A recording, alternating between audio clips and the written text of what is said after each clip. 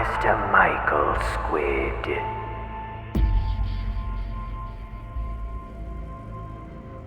Every week as the days leading up to feeding day tick away, my stomach turns and I have trouble falling asleep.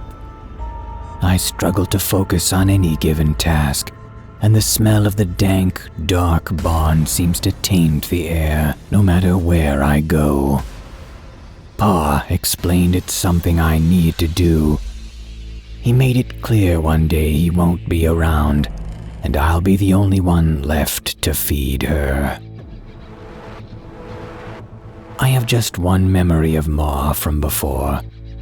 I remember her warm smile and loving eyes looking down at me in her arms. Strange to think someone is capable of changing so very much in the course of a lifetime. Ma still smiles on occasion, but it's a smile that nobody ought to see. It's a smile that sends shivers up my spine. I like that the musty barn stays dark.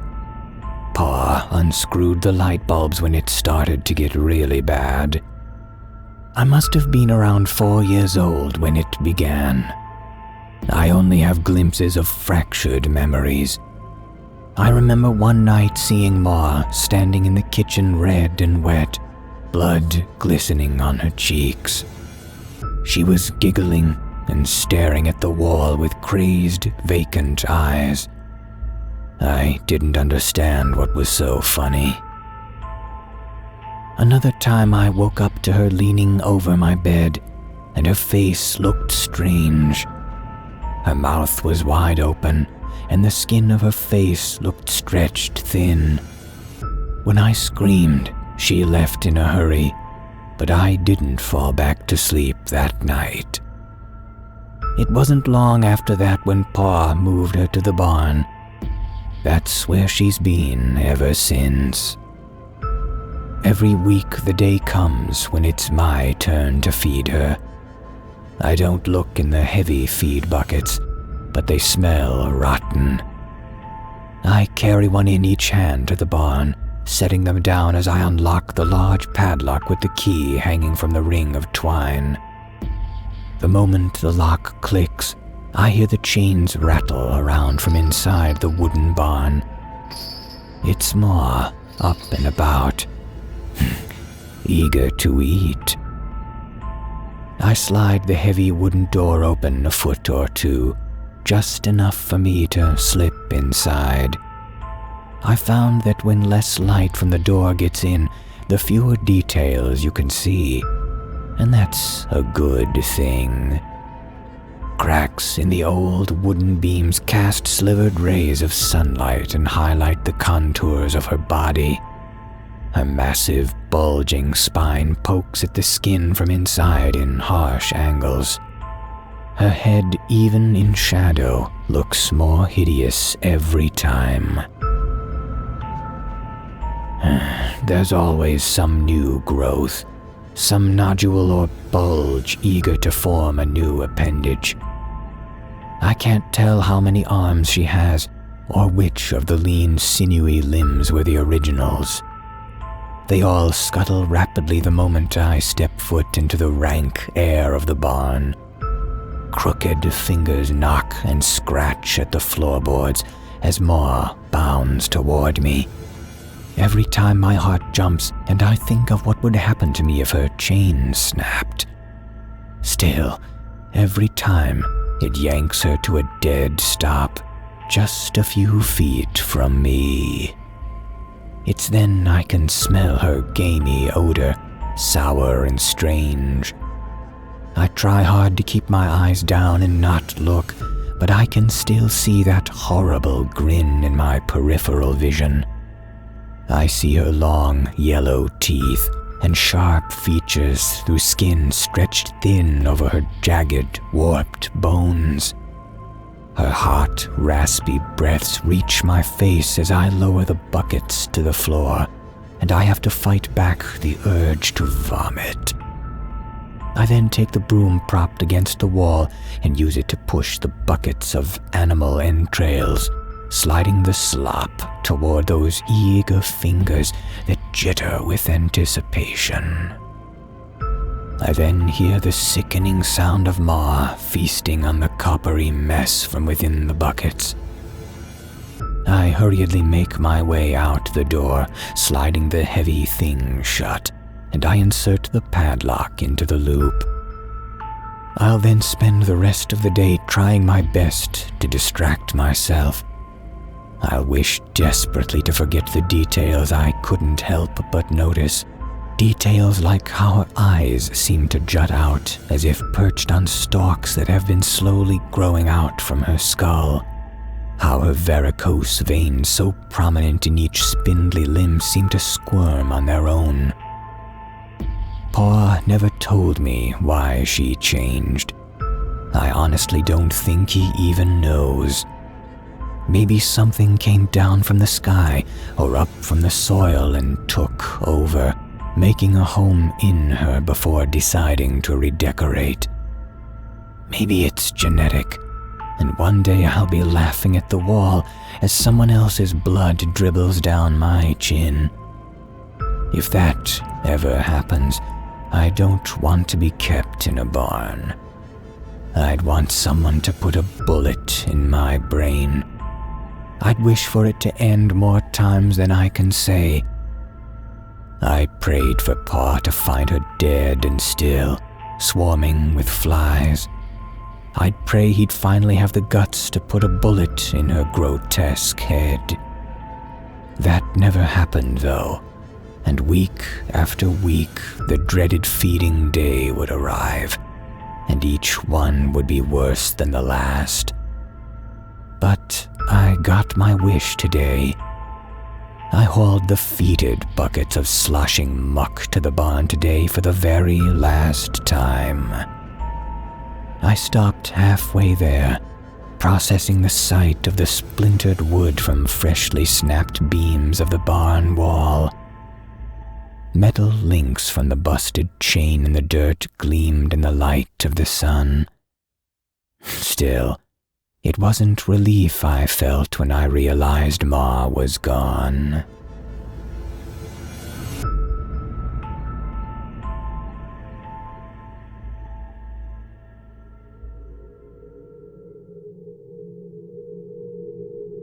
I'll never forget that face. By Mr. Fiend Y.T.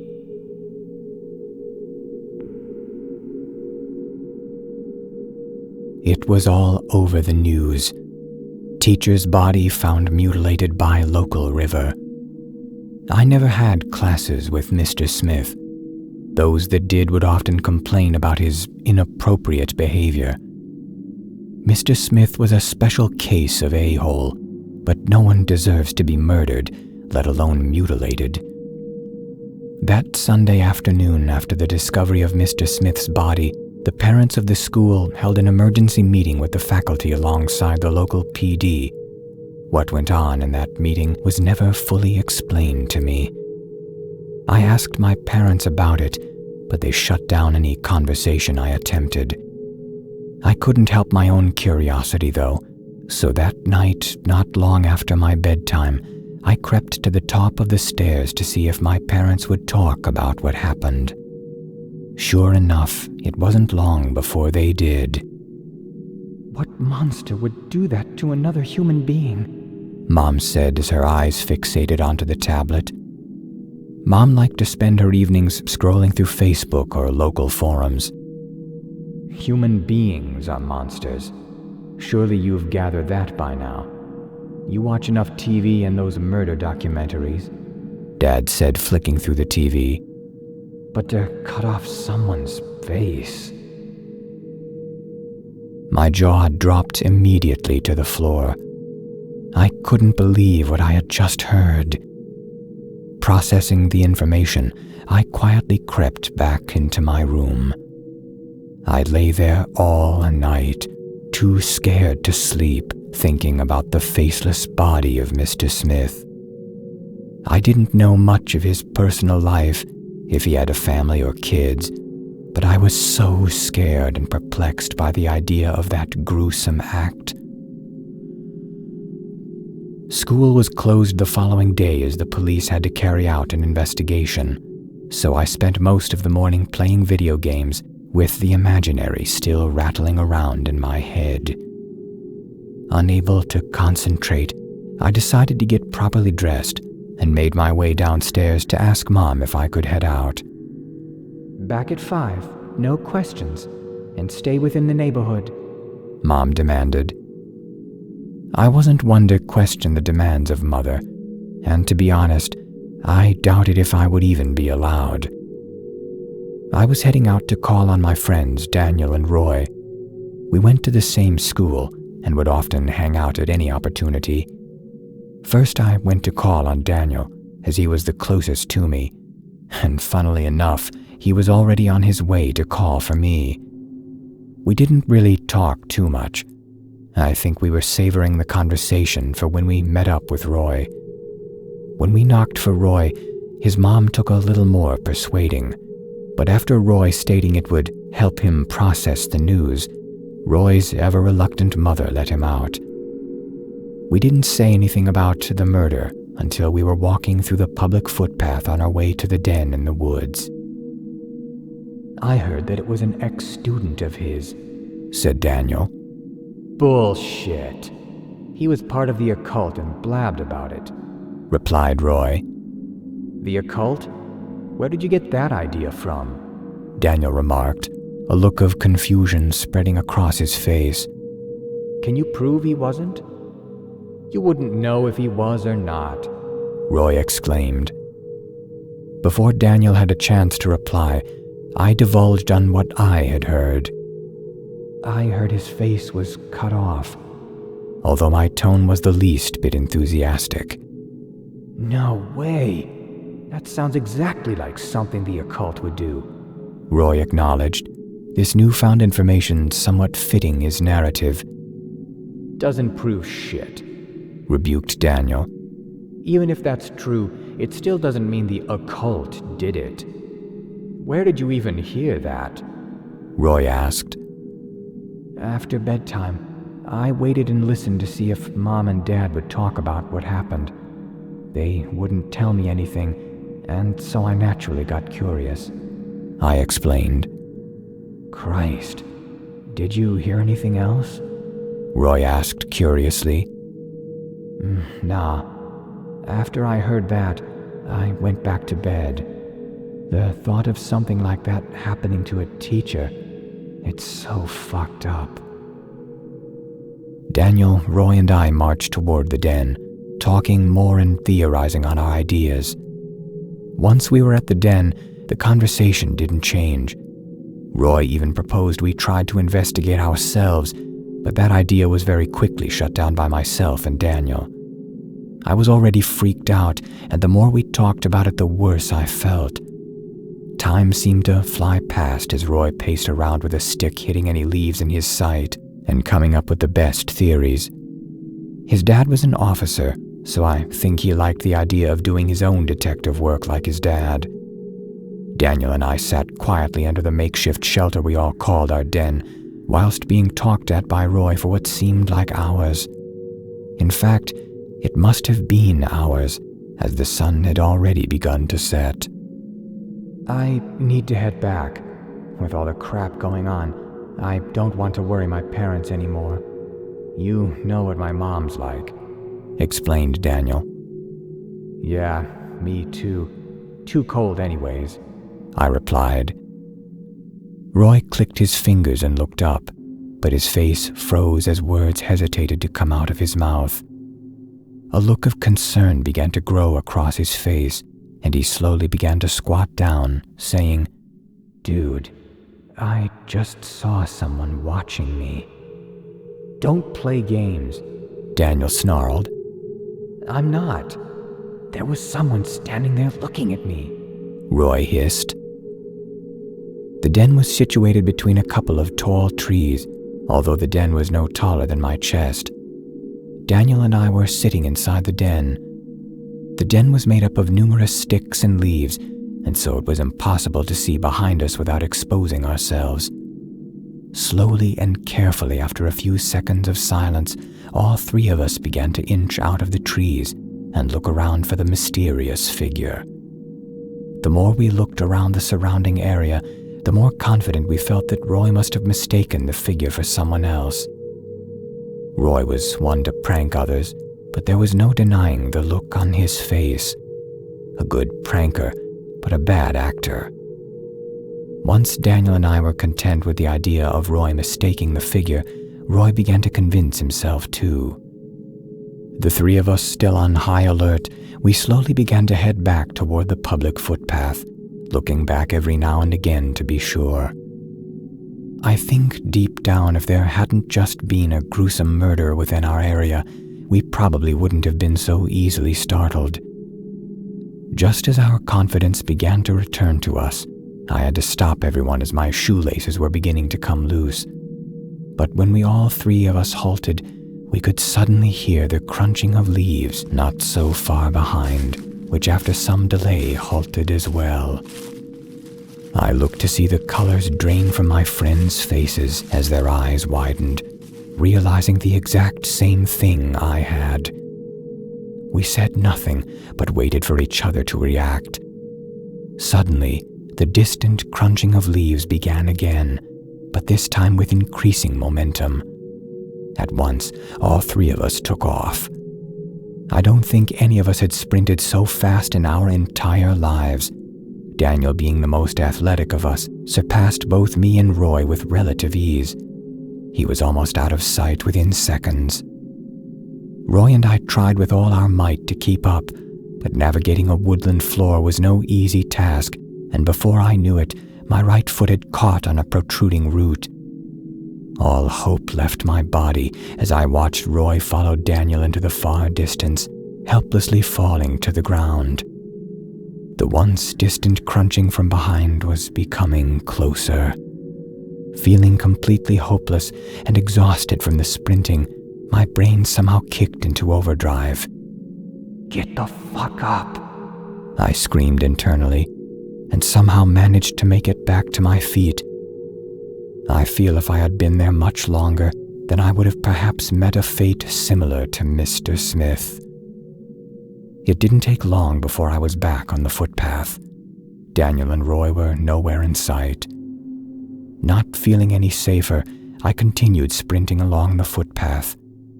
This was about the only time I looked back, and what I saw has burned a permanent image into my mind. I see it whenever I close my eyes, or whenever words associated with woods are mentioned. What I saw when I managed to look back was a hooded figure, and what I swear was the face of Mr. Smith staring back at me.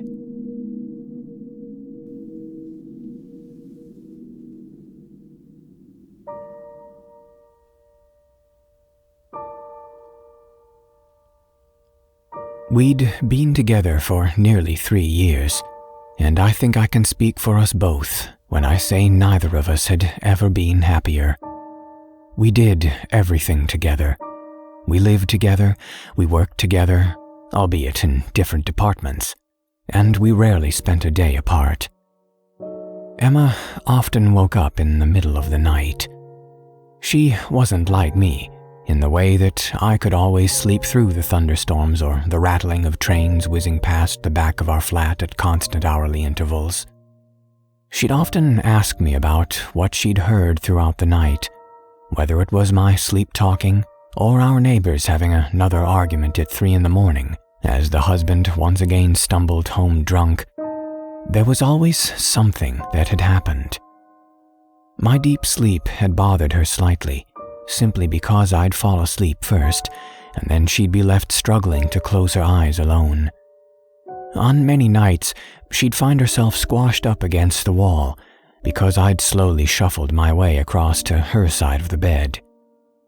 We could never swap sides, however, because we had both agreed that I had to be on the side closest to the door. A month or so ago, as usual, Emma awoke up to the train that passed us at 1:50 a.m. She turned in bed, switching onto her right side to face me. I was sound asleep, of course. This was when it first happened. She twisted her body around from the wall, but could not feel the sheets upon her skin or her body against the mattress. She lifted her hand towards her face and rubbed her eyes. Nothing. "Alex?"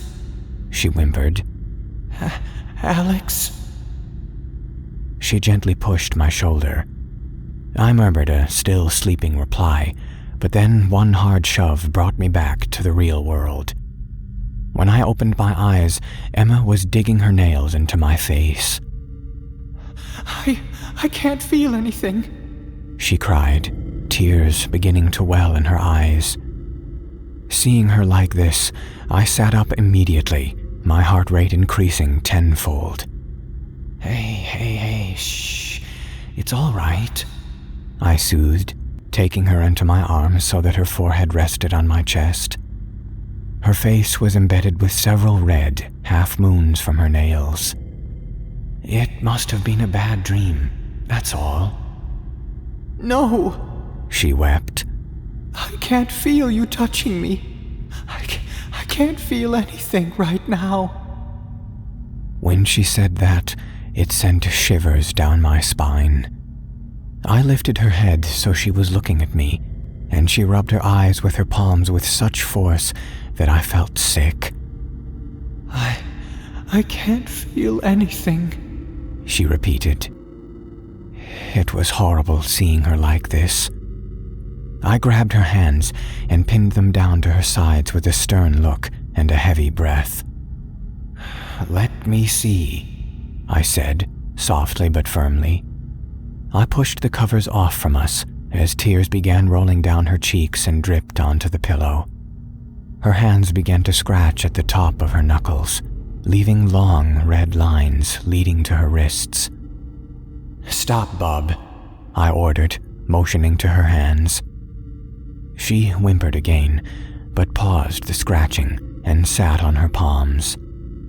"Can you feel this?" I asked, running my fingernail along the base of her foot. A word didn't manage to escape her lips. She just shook her head and let out a little cry. My hand worked my way up her leg, across her hips, her torso, and neck. I pinched her gently. I pinched her hard. She truly didn't feel anything. My mind was spinning through all of our options, but I sidled up next to her in bed and kissed her lips. She didn't kiss back. I guided her downstairs and drove her to A&E. Once we arrived, we waited in near silence until someone was ready to see us. Eventually, the two of us followed a nurse into an examination room, and the sterile smell married with the white walls and large tile-like lights above us. Emma sat in the chair, and we waited a few moments more for the doctor to arrive. Once he joined us, Emma explained the condition that had overcome her, but the doctor was utterly bewildered. "This condition is something I have only heard about," he admitted. "It is extremely rare, but moreover, it's only ever been genetic." Emma was scratching at her wrists again, so I tried to hold her hand. She didn't even know until I made her look. The doctor kept her in overnight, and I stayed by her bed. She did actually manage to fall asleep, however, and I think it's because she exhausted herself with worry. I, on the other hand, couldn't bear to close my eyes. I watched her sleep until she woke up the following morning. She woke and took a minute to get her bearings as the memories flooded back into her mind from the previous night. She patted her body with her hand, then again, and again, and again. I can feel," she said, ecstatic. Then tears came, but happy tears. We cuddled and kissed, and she was discharged after a few tests. We were both given the day off work. I'd called the night porters once she'd fallen asleep and informed them of the situation. So we spent the day at home, watching terrible reality TV and cookery shows. We were completely back to normal, a simple blip in our pretty perfect lives. That night, the 1:50 a.m. train shook past the flat and jolted Emma awake. She scratched her body all over, unable to feel pain, and then woke me up. I comforted her as she cried, truly terrified she'd be living like this for the rest of her life. We both fell asleep at home, as the doctor had told us there was no medication to help. We were both at work the following morning, tired but relieved. It seemed to only be a nighttime ailment, and something that could be overcome with a little time. I made her promise to wake me up whenever she couldn't feel pain. For a week, that was our lives. She would wake up and then wake me up. We got into the habit of watching YouTube to pass the time, and I made sure that she was always asleep first. Last Friday night, Emma didn't wake me up. When I opened my eyes in the morning, I cuddled up to her until she awoke. She bolted upright. Long scratch marks that had bled overnight and healed over covered her forearms. "What did you do?" I asked, trying to hide how scared it had me. She was starting to cry again. "When I woke up, I didn't feel scared." "Well, that's good," I said, relaxing a little. "No, you don't understand," she muttered. "I didn't feel anything, but not only physically, emotionally too." I squinted slightly out of confusion and felt creases appear on my forehead. I wasn't scared," she repeated. She looked at me and began to cry even more. "But what scares me the most now," she whimpered, "is that I don't even love you. I just don't care. I had no emotion in me at all, and I just couldn't be bothered to wake you up." I felt my heart tear a little inside, but I understood the situation. That wasn't the real Emma. I smiled and soothed her. "Well, you love me now, right?" "Of course," she cried, falling into my arms. She cried heavily, sobbing against my chest as I stroked her hair. I hushed her and told her it would all be okay. We spent the day at home, and I ordered pizza for dinner. We pretty much went back to normality, but I couldn't stop staring at her wrists. I set an alarm for 2 a.m. My alarm is pretty gentle, one of those that slowly gets louder with each recurring cycle. When it finally pulled me from my sleep, I turned to find Emma was nowhere to be found. I cautiously made my way out of our room and toward the kitchen. I found Emma naked and facing away from me, staring out the window and painted in a layer of tea from the streetlight outside. A long kitchen knife was in her right hand, and dark blood was dripping from the tip into a small pool beneath her. "Em?" I quietly called. I can't feel anything," she said lifelessly.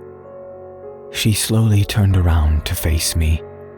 Her face was placid, despite 2 long cuts on both sides from cheekbone to chin.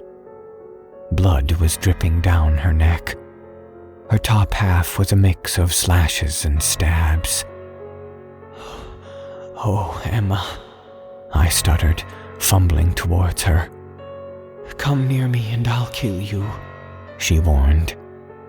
There was no aggressiveness in her voice, It was a total matter-of-fact statement.